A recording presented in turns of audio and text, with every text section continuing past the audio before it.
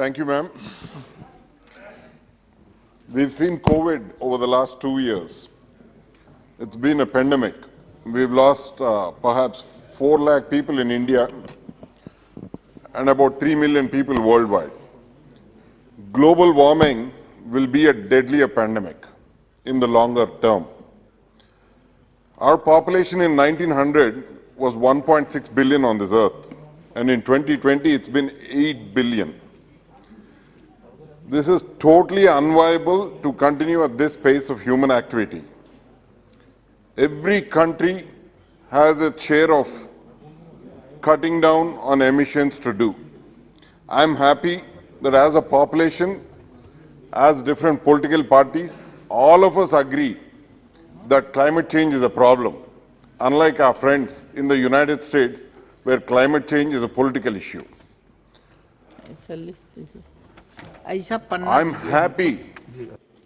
I'm happy that our Honorable Prime Minister made a pledge to cut emissions in Paris, and we've also met our promise.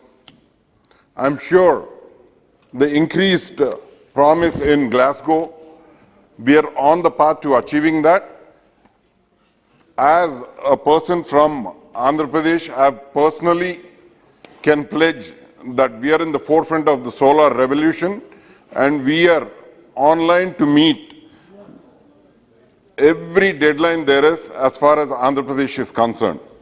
And we have also started a new technology where all renewable energies come together in the name of pump storage technology, where we don't need any battery storage system to supplement our renewable energies. The majority of our pollution today in the country is from industrial and power generation. I hope we can strengthen our pollution control boards in the state, and I hope Mr. Adiranjanji's the relaxations he mentioned, which were given by the government, stand corrected. Deforestation is another major cause for climate change. I have no doubt we've all seen what's going on in our constituencies. Forests and water seems to be the least of priorities as far as activity is concerned. We're all worried about essential services to our populations, while we seem to neglect and ignore our forest resources and our water resources. I hope our government can have some dedicated satellites to pinpoint and protect our forest boundaries. And not only that, as far as rainwater flood flow is concerned, I hope our government can make fresh surveys, identify and retrieve land from occupations to preserve for our waterways, let it be streams, lakes, canals or rivers, and even seas.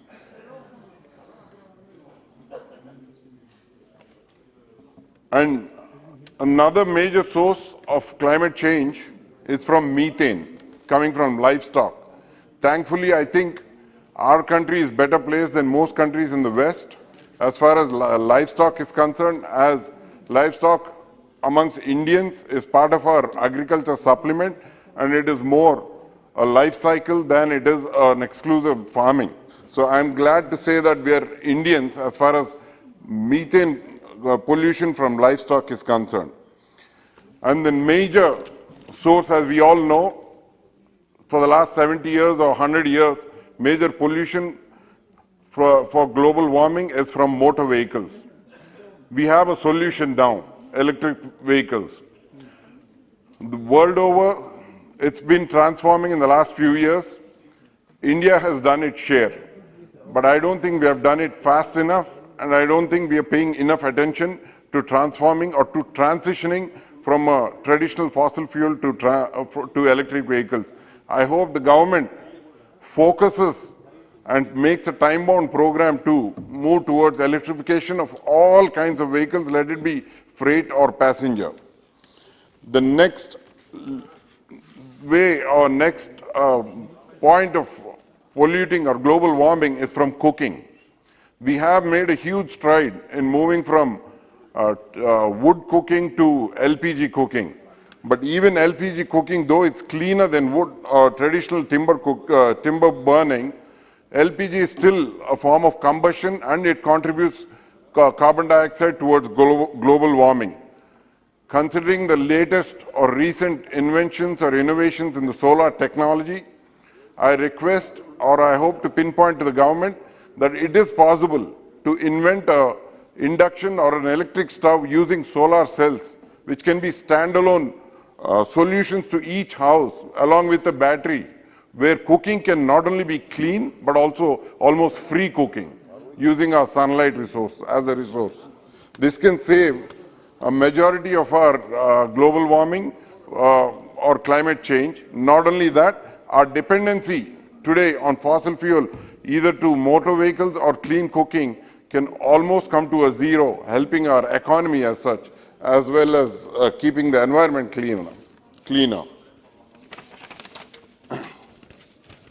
And the other major contributor to global warming in India, I think, is garbage burning. We do not have any solution to our waste which we generate, mainly in our villages, in rural areas, where the only way to dispose of today is by burning or alternative being dumping in the water bodies.